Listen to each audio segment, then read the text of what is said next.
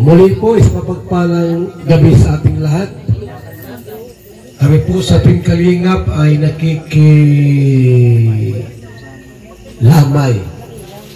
Kaso pinatay ng nanay mo yung ilaw. Nawala bigla. Sa ating pagsimula po, sa mga pabahay, ba't ang ilan na namatay? Huwag kaming bahay natin, gano'n na. 2 years na kasi yung bahay nila. 3 years po. Kaso po, ngayon ay sira ang bubong. 3 years. Sira na yung bubong. Balak atang umalis ni Amalia doon. Balak niyang umalis doon. Kasi balak sana namin gawin, kaso nalaman namin na si Amelia po'y aalis pala doon at iiwan yung bahay. Kuha kami ng final words. Ano ang plano po ni Amelia? Kung ikaw ay aalis doon o kung saan ka titira. Final words mo nga dito ka. Para marinig namin. Ang plano po na Roxy, ano mo? may nag-worry-huding kung ano-ano ang pinaparunggit. Kaya na naririndi. Sana maintindihan nila. Huwag nilang kung ano-ano ang padilig. Kaya hindi ko maalsa ng bahay. Papaano? Kung saan ako titira. Ang plano ko, sa gabi na lang dito, sa araw, sa tanghali, at pag na-repair na, sa akin po ay ayaw ko nang marinig ng kung ano-ano. Kaya ako ay masakit din mawala ng magulang. Wala na akong ama, wala na akong ina. Puro ulilan lubos na kami. Paano yan? Walang mahihingan lang problema. May kung buhay ang magulang, di mahihingan na ng problema para masolusyon. Ngayon, wala na.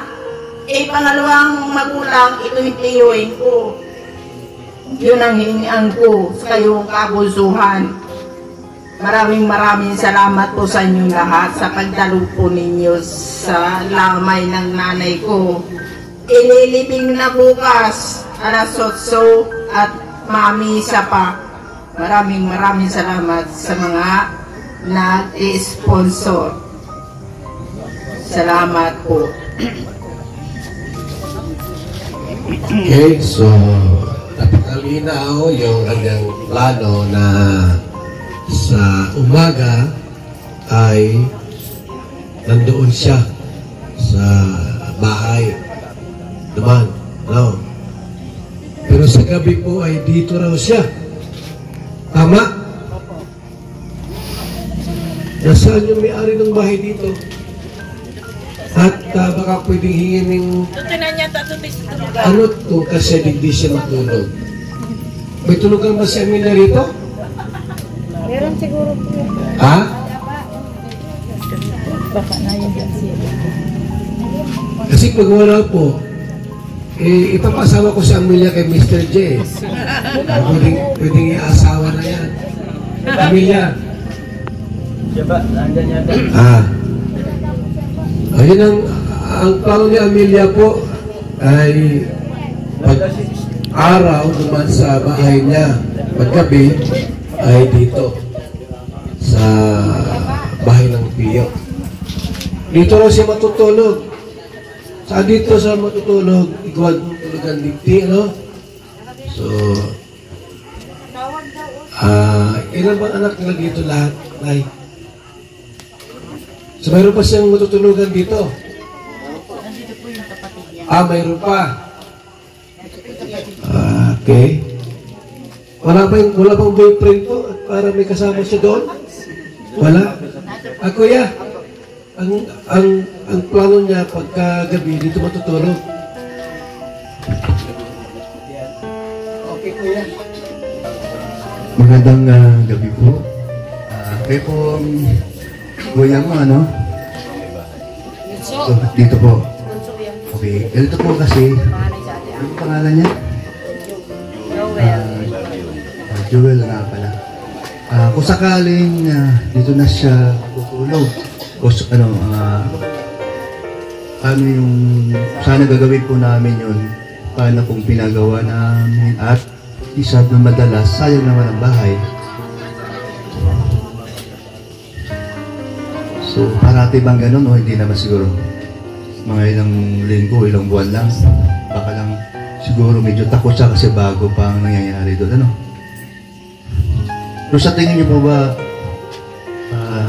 yung bahay na ipapagawa namin, lalo na yung bubong, sa tingin mo ba, hindi lang siguro niya iiwan niyo?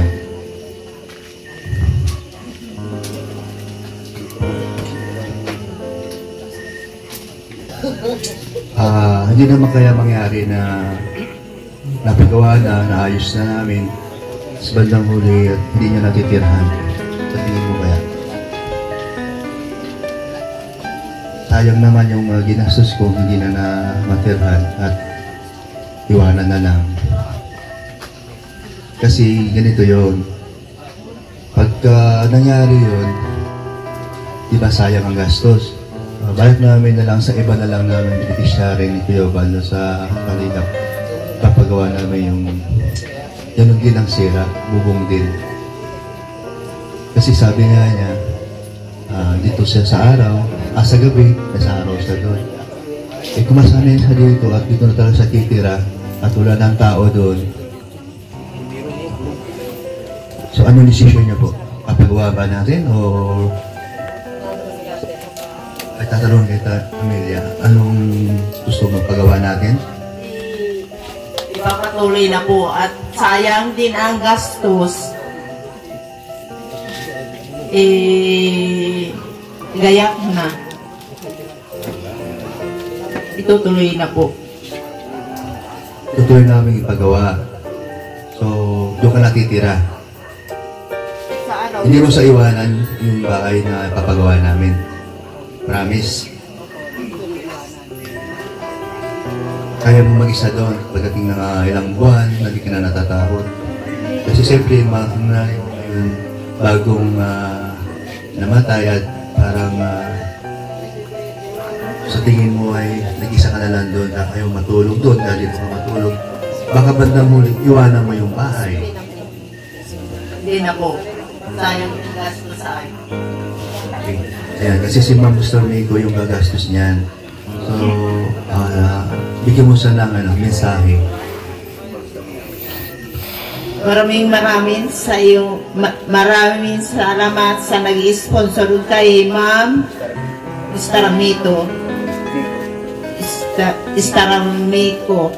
Maraming salamat sa nag-sponsor. Yung mga huring-huting hindi ko maiintindihan. Huwag nang wag nang madagdagan.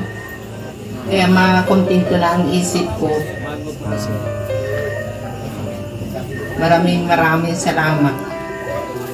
Okay. So, huwag mong gawanan ha. So, doon ka titira habang buhay. Okay. Habang buhay ka ding single. Kung mag-asawa ba ka, mas okay bonus na lang, ano? O yan. Ayan, Ma'am, sabi ko po, tutuloy na po natin kasi sabi niya ngayon, andito niyang iwanan yung bahay. Kuya, nasaan?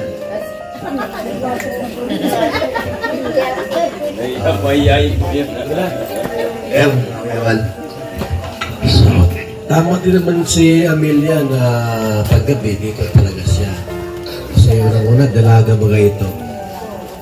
Mamaya, meron doon pumasok na aso. Yung pala, pag nasa bahay na, naging tao. Nahigayaan. Aswang. No? Para makalusot lang doon sa naging aso. Pag nasa bahay na, sa loob, naging tao na. So, tama din naman na para maingatan din siya. Baka may kumatok dyan, tapos akalagi kung sino lang, binuksan, kapasamak natin doon. So, paggabi, ay dito, araw, doon. Malay natin po, pagdating ng araw, mag-asawa ito. Diba? Okay? So, sa ating tuloy-tuloy po na tribute, tawagin na si Mr. J para sa ating kunting awit. Yan, kunting awit na inihanda ni Mr. J. The PWD. Ang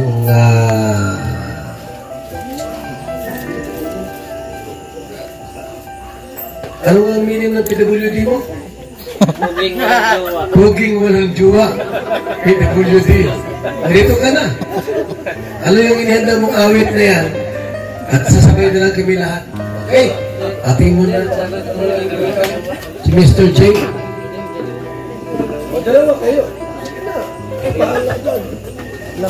Ayan, isang mapagpalang gabi po sa ating lahat. At nandito kami para magbigay ng tribute para po kay Nanay. Ayan. At syempre, simulan natin yung programa.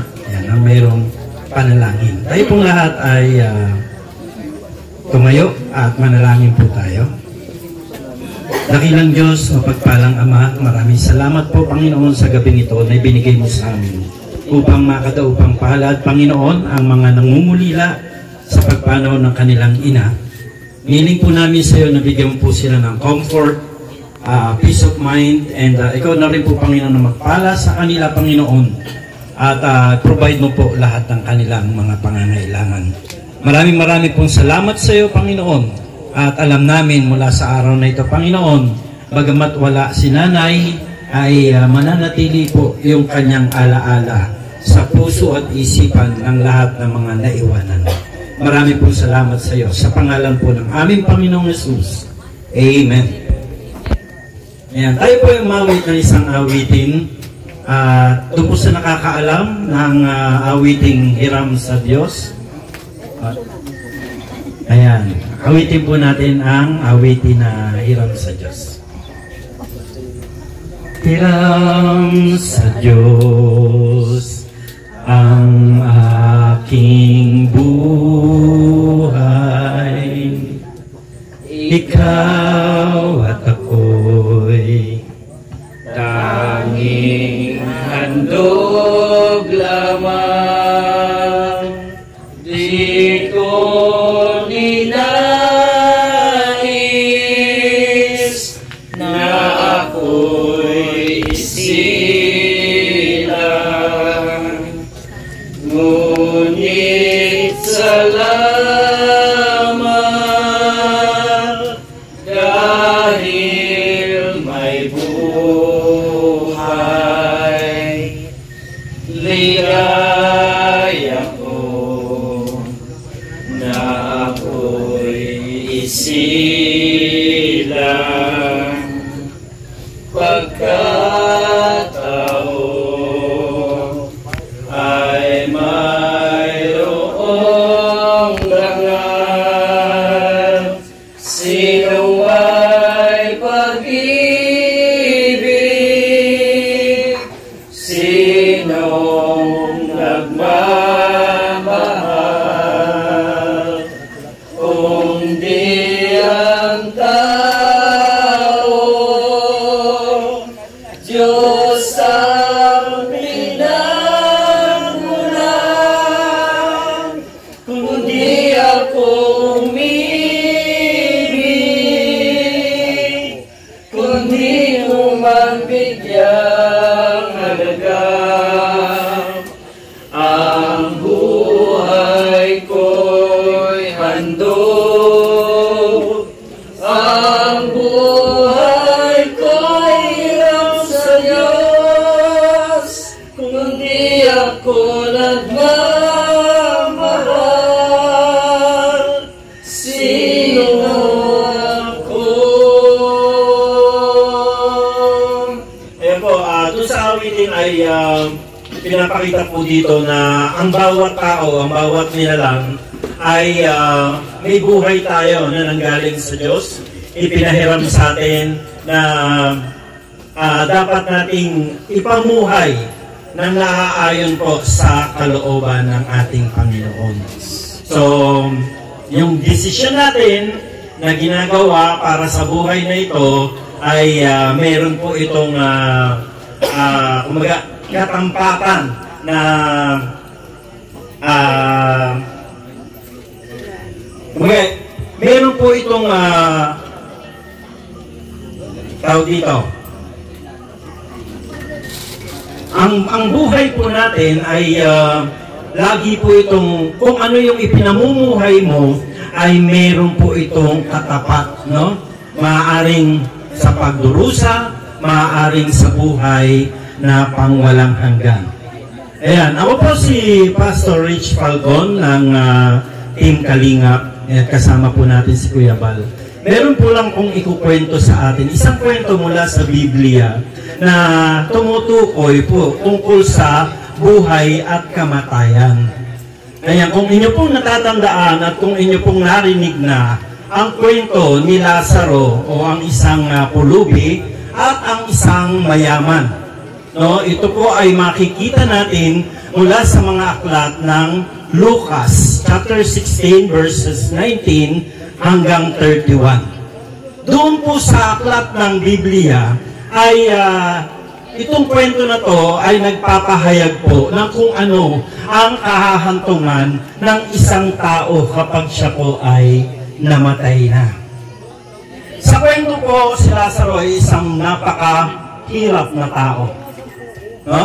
At ang mayaman ay nagpapakapasasa sa kayamanan na kanyang tinatangkilik at binibili niya ang lahat ng bagay na naisin niya hanggang dun sa mga pagkain na gusto niyang matikman. Habang siya ay nagpapakasasa doon sa kanyang kayamanan, itong si Lazaro ay nasa labas ng kanyang pintuan. Nag-aabang na kahit papano sana ay merong konting pagkain na maibigay sa kanya. So nandun lang po siya sa labas ng pintuan ng taong mayaman. Nag-aantay, nag-aabang. Subalit sa mga oras na nandoon siya, nilalapitan siya ng mga aso. Itong si Lazaro po ay may mga sugat sa katawan at yung mga aso ay dinidilaan yung kanyang sugat. Dumating po ang panahon na si Lazaro ay namatay. Kinupo siya ng mga anghel, dinala niya siya po sa piling ni Abraham doon sa langit. At ito naman pong mayaman ay namatay din, subalit siya ay inilibing. Doon po sa kanilang kamatayan, ay naranasan po nila yung pagkakakilanlan na kung saan mapupunta ang tao.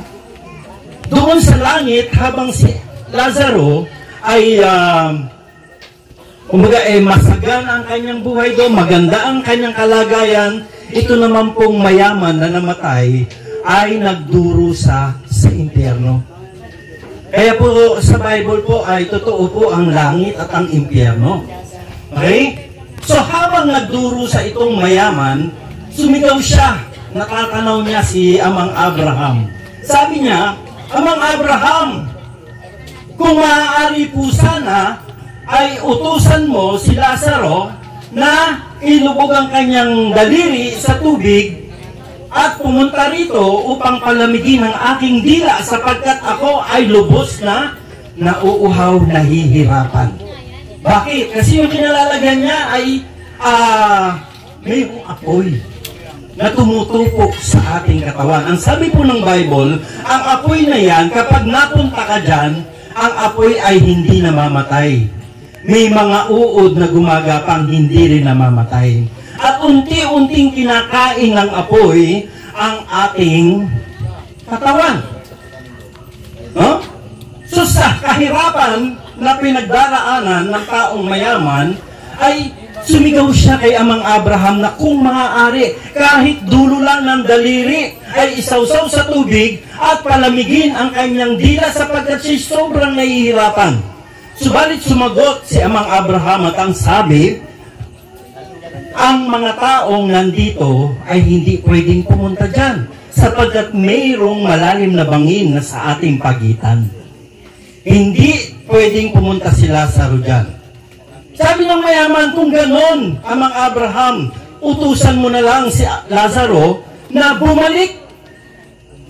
sa mundo ng mga buhay. Sapagkat ako'y mayroon pang kapatid na 5 lalaki at kung maaari ay pagsabihan sila dahil kaparehas siya, mayaman. Ginagawa rin kung ano yung ginagawa niya. Ang sabi niya, kung maaari ay papuntahin mo sila sa aking mga kapatid upang pagsabihan sila.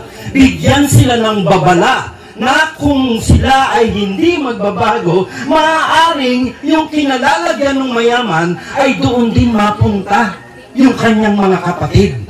Kung iisipin po ninyo, yung patay, yung namatay na, ang nakikiusap kay Amang Abraham o sa ating Panginoon na kung maaari pabalikin si Lazaro.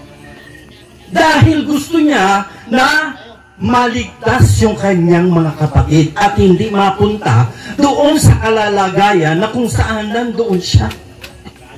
Kaya po ang nangyari, sabi ni Amang Abraham, kung hindi paniniwalaan ng mga kapatid mo ang salita ng Diyos o ang mga propeta na nandoon sa kanilang kalalagayan, hindi rin nila paniniwalaan ang isang taong babalik mula sa mga patay. No? So, ibig sabihin po, madalas nananalangin tayo para sa mga kapatid natin, magulang natin, mahal natin sa buhay, kaibigan, na mga namatay na, pinapanalangin natin sila na maligtas o anuman na makarating sila sa piling ng Diyos. Pero alam niyo po ba, na kapag ang tao ay namatay na, tapos na po ang journey niya, wala nang pwedeng baguhin. Kung ikaw ay nagkasala, yun na ang iyong kahahantungan. Kaya sabi po doon, kung mayroon pang pagkakataon para sa ating lahat, na tayo po ay magbago ng ating isipan, kung anuman ang ginagawa natin ngayon, mapagtanto nawa natin na tayo po ay lumapit sa Diyos. Dahil ang paghingi ng tawad sa Diyos, ito lamang po ang makapagliligtas sa atin mula sa tiyak na kapahamakan sa kabilang buhay. Lahat po ng tao ay mayroon lang buhay na iisa. At kung ano po ang ating gagawin sa buhay na ito, Ate Amelia, yun po ang ipagsusulit natin sa Diyos. O, nakukuha po ba natin? Isang beses lang tayo mamamatay. Lahat ng ginawa mo pag namatay ka, wala nang pwedeng mabago pa. Kahit ipanalangin ka ng ipanalangin ng mga taong nabubuhay, yung pong ginawa mo, tuldok na. Tapos na, wala nang babaguhin pa. Ang inaantay na lang natin ay ang paghuhusga sa atin doon sa mga bagay na ginawa natin dito sa lupa. So ngayon po, bakit po namin sinasabi ito? Dahil tayong mga naiwan dito, mayroon pa po tayong pagkakataon na mabago ang ating kapalaran. Dahil kung mamamatay ka ba ngayong gabi, nasisiguro mo ba na doon ka dadalhin sa piling ng Diyos? Di ba? Kung mamamatay ka ngayong gabi,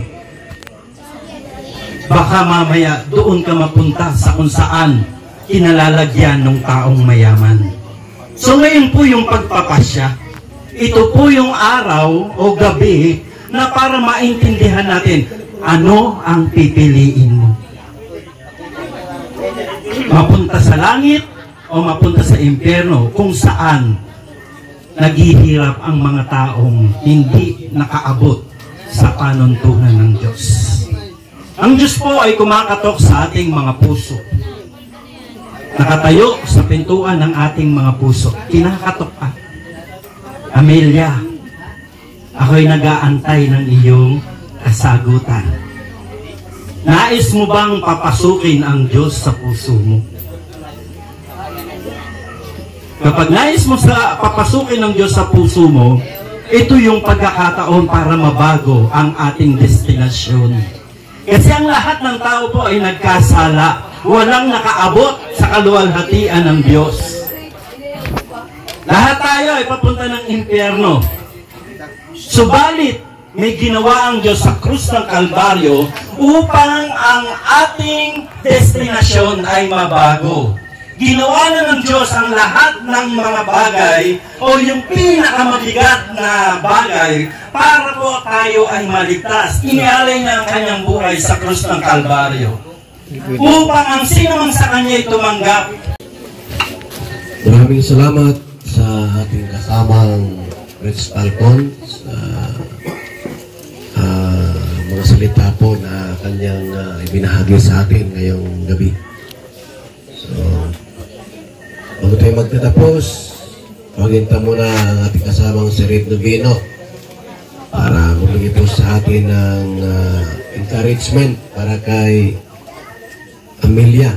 At siya po ay parang naguring-guring. Utak niya ay parang naguring-guring. Bigay. May naririnig ba? Ayuhan sa... Guring-guring. May naririnig na siya kahit ano. Makalagigito siya. So yan, magandang gabi po sa ating lahat. At kami po ay nakikiramay sa mga naiwanan ng nanay ni Amelia. At sa ngalan po ng Team Brooks at Team Kalingap, kami po ay nakikiramay sa inyo. Sa mga guring-guring na sabi ni Amelia, ay ayun, sana napakinggan natin si Pastor, ano? Isa yun sa mga binabanggit doon, yung mga kumbaga yung tukso, ano? Yung mga sabi-sabi sa labas, dapat matibay tayo. At tanggapin natin si Lord ng taos sa puso natin. At sana, Amelia, ay tibayan mo. Tibayan mo ang iyong loob dahil ikaw ay wala nang tatay at nanay. Huwag kang mag-alala, nandito lang ang Team Kalingap. 3 years na rin tayong magkakasama at marami kang napasayang viewers ng Kalingap. Maraming natuwa sa iyo at hindi kami susuko, hindi ka namin iiwanan sa ngalan ng Team Kalingap. Sa totoo lang, ipapagawa na namin yung bahay mo. At nagdesisyon na si Kuya Bal at si Kuya Brooks na ipagawa na, ituloy na. At nandito lang ang Team Kalingap. Maraming salamat po sa lahat.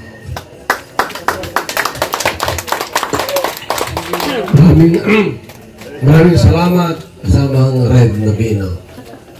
So, alam po natin na si Amelia po ay ulilang lubos. Wala nang ama, wala nang ina, wala pang jowa. Alam po natin na napakasipag ito, di ba? Ang di ko lang alam po kung marunong magkwinta ng kwarta, pera, kaya marunong magkwinta. Kung mayroong may pera, alam ito marunong magkwinta. Marunong? Kasi dapat po mayroong mapaglibangan ay, kasi pag yan ay walang mapaglibangan, baka mabubulit ito. Siyempre wala nga yung mama, wala yung papa niya. Ano Amelia, yung mga plano mo, yung gusto mong mangyari? Nasa isip mo? Plano ko po na ako ay masakit sa loob ng mawala ng magulang. Huwag nang dagdagan pa ng iba. Ang gusto ko, tahimik lang. Hindi ako sanay sa magulo na lugar. Dapat ay huwag nang dagdagan pa ng problema. Maraming salamat po. So, narinig natin yung inang sa loob eh. Gusto niya po ay tahimik. Sa simenteryo yun. Kasi pag sa ibang bahay, minsan may sigawan, may awayan. Mamaya, magtatapos ka rito. kapiyo mo, kapiya mo. Ibig sabihin, ano yung pwede mong gawin? Ikaw ba'y marunong mag-luto-luto para hanap buhay ka? Yung kaya mong gawin para kumita ka? Ano ko po, gusto ko maglibang-libang. Kaya lang, dahil hindi mo pa utangin, magagarali. Hindi namin kung ano daw yung gusto mong negosyo. Magtiritinda na lang. Oo, pero pag di pa utangin, magalit pa. Para matahimik. Hindi yung tahimik pag may utang.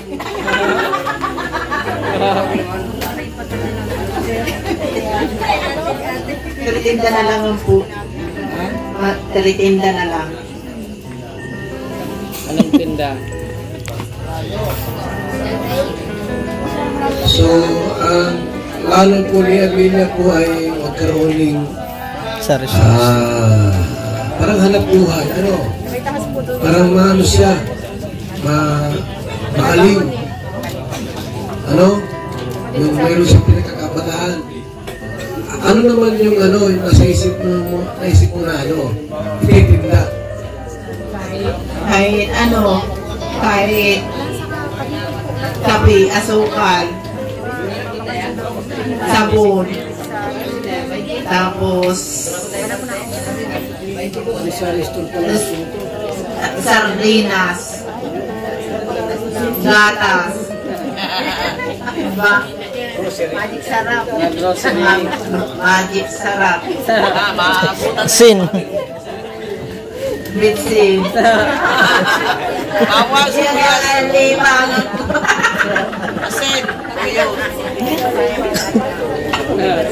So, narinig po natin mga kasama na gusto niya po ay parang sari-sari store.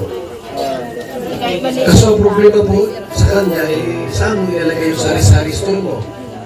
Diba? Dahil yung bahay mo naman, nasa looban. Saan ilalagay yung sari-sari store niya? Walang maliit na tindahan lang. Saan ba ilagay? Saan ilagay? Pero wala pong mag-aalalay dyan. Wala, no? Kaya nga. Hindi. Sabi mo kayanin? Yun na nga po, baka di kumakayanin. May kumbuhay pa si mama saka si papa, may maalalay sa akin. Saka wala na. Rimati. Kasi Martin. So, yun po, inaalam na po namin kung talagang kaya niya pong tumayo sa sariling paa. Marami ni Kuya, parang alalay. So, baka mangyari, baka mag-depress lang ito lalo. Baka utangan, ibabayan, baka iisipin lang ito. So, di bali po, ito paano, kahit wala na po yung mama niya, minsan may nadalaw sa kanya para kumustahin naman sa amin niya yung kanina. So, bukas ang libing alas 8. Brooks! May ka na dinirit. Kung wala pang kulang dyan. Okay na lahat. Torni. Naman niya, kumusta ka na? So, bukas na pala ang living, alas 8. Ngayon, ang tanong natin ay okay na ba lahat? Kasi, inalam natin kung ano yung mga kulang, kung ano yung kailangan ninyo. Kasi, nandito na tayo para malaman natin kung ano pa talaga yung kulang pa. So, kulang pa, kaya. Ang kulang pa yung gastusin sa ikasyam. Tuloy ikasyam bukas ay yun ang babadgitin. Yung budget. Opo. Ikasyam na ba bukas? Tuloy ikasyam na ay na ito yung mga tiyahin ko. Yun, nasa malalayo. Sino yung kamag-anak ko na sa malalayo? Si Nana Ingay, si Nana Landa, si Nana Mayang, si Nana Bilin na ito, yung kapatid ng nanay ko. Tapos si Nana Pinay na ito. Si nasa Pigbinan, naalis pa lang kahapon. Saka si Nana din. Si Tataon, si Nana Diling. Hindi pa sila mga dumating. Ay nagdaratingan ng isang araw, nag-aaralis din. Ito sila Nana Ingay, na dating palang kagabi. Saka si Tata Inting na ito, Tata ito. Asa na pala si Kuya yung nag-asikaso ng ng mga katulad ng mga libingan, kung ano. So okay na ba yun? Wala nang problema tayo doon sa pamilya? Nasa pa si Kuya yung post ko ng kumakain namin. Kapo, nandiyon na pa. Yata. Kasi dito para malaman ko. Kasi nung makausap ko siya, ay inalam natin kung ano yung mga naging problema, kung ano pa yung kulang.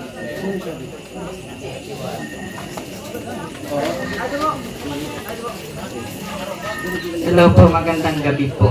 Ang sabi po ng mag-asawa na kapatid nito ay nagkukulang pa sa bayarin ng halagang 6,500. 6,500? Apo. Yun nga pa. Ay, kasama na. Meron pa yata pong kulang dun po sa paglilibingan. Hindi ko lang masyado maintindihan. Tapos yung yan sa tapos po, kasama na yata po yung sa budget nila sa ikasyaman bukas. Ang ba niya, di ko rin alam. Ay, ko na! Ayun, yun po. Ang pagkaintindi ko po ay 6.5 pa. Pero, budget po sa mahinain bukas. So, ayun. Ang nalaman natin, kasi tinatanong natin kung ano ba talaga yung problema pa. Malay natin, masolusyonan. Diba? Mas maganda na nandito tayo, malaman natin kung ano ba yung kulang, kung may dadagdag kami, or wala. So, ang sinasabit ng ninalay, ang kulang ay 6,500. Diba? Yun talaga yung Bago sabi naman ni Amalia, ay yung pasyam. As in, hindi naman natin ibig sabihin, yung pasyam ay nandiyan pa yung sumasama sila bukas. So, hindi masyadong, hindi masyadong problema. Hindi masyadong isipin, agad-agarin Kuya, parang may sasabihin ka. Sabihin mo na. Bakit yun ang pong kulang ay sinabi ng kapatid ko kanina, yun ang kulang doon sa portero, sa simbahan. Tapos yung magawa ko namin kanina ay nasa 6,000. Yun na yung 6,500. Ibig sabihin Kuya, yung 6,500 yun. Bigyan yung 10,000. 10 bigyan yung 10. 10,000. Yan na po, bibigyan na kayo ng 10,000 ni Rhea Onarte. Star Miko po. Galing kay Ma'am Star Miko. Ibigay mo kanina natin ibibigay ito kay Amalia na mismo. O sige, ibigay mo na. 3, 4, 5, 6, 7, 8, 9, 10, 10. Maraming salamat sa nag-sponsor kay Star Miko. Maraming salamat po sa inyong lahat. Andiyan na, Amelia. Opo. 6'5 yung 6'5 yung kailangan ng nanay. Basta magkasapusok na lang kayo at yung iba doon, hindi kayo nang bahala. Opo. Binigay na yan. May sasabihin sa tatay. Bigay mo na kay tatay. Maraming salamat po sa tumulong sa amin, sa sponsor. Yung kulang po dito sa ibigay po ninyo, kami na po ang bahala magdagdag. Kung ano pa man po ang pagkukulang, kami na po ang mananagot doon sa mga parang mailibing lang po yung kapatid namin. Maraming salamat po sa inyo lahat. So ayan Kuya, na na yung mga problema, nabigyan na rin ng Ma'am Star Miko ng 10,000. Ito na po yung microphone. Yan. So wala na po bang magsasalita sa inyong mga kamag-anak? Baka mayroon pa. Huling habilin. Wala bang iniwan si nanay mo dyan na huling habilin sa'yo? Baka may sinabi sa'yo na Amelia, sa likod ng CR, meron din nakabaon na ginto. Wala? Wala naman? So kayo po na, hindi na kayo matarang. Tapos na. Okay? Sabi pong closing, tawagin natin. Kasi, i-close pa. Hindi mo kasama natin yan. Sa huling sign natin. So, salamat po sa ating lahat na kami po ay pinagbigyan niyo po na muling makasama. At sa nagmamahal po kay Amelia, Sister Miko, at yung bahay mo ay yung bubong, ipapagawa po yun. Ano? Huwag mong ibinta ha, wala ka ng bahay. Tawagin pa sa ating closing remarks. Brother Rex, sa ating huling mensahe. Kung tayo po ay magtuloy-tuloy po sa inyong mga gustong gawin. Okay, saan si Kuya Rex? Sir, mensahe sa ating pagkatapos. Ayan. So ayan, at condolence po sa pamilya ko dito. So, yun na po. Wala na pong wala na problema. Solved na, no? So, ayan, maraming salamat po sa lahat. Sa mga tumulong. No? Maraming salamat. So, ayan na po yung Kuya Bal.